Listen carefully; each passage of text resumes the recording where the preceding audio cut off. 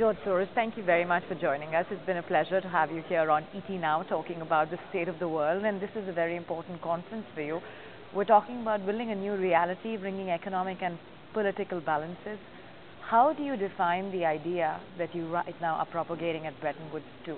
Well, different people have different ideas, and this is a conference that brings them all together, and I have one particular way of looking at it, but that is not necessarily shared by all the other people here. What is that sort of economic order that you see emerging, and given the state of the world today, which is somewhat getting into recovery mode, how confident are you of this new idea emerging?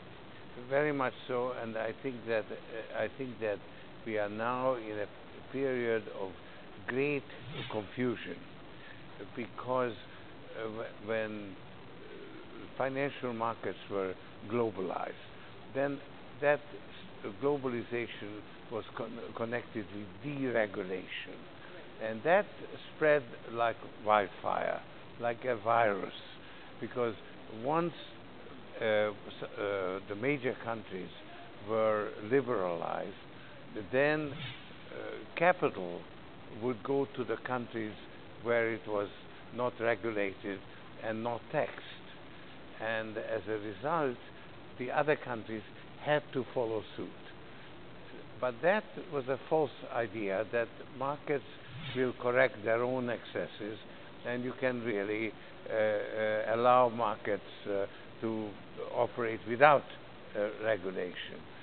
Now you have to regulate, and that is a much more difficult thing, because different countries have different interests, and to coordinate those interests is extremely difficult.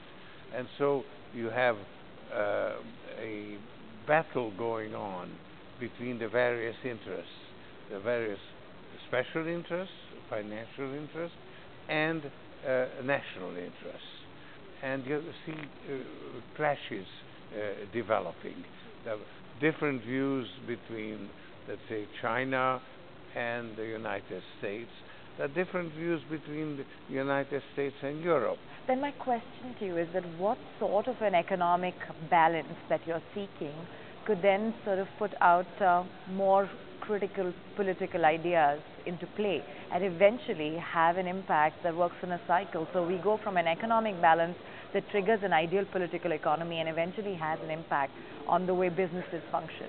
You need to find coordination among the major countries, and that is very difficult to attain, and I'm afraid the outlook is not very positive, because at the height of the crisis the G20 emerged, and because of the fear generated by the crisis, there was a willingness to work together. And in the first big meeting in London, Gordon Brown, who was very actively engaged in it, put together a package for $1 trillion. That was the finest achievement of the G20.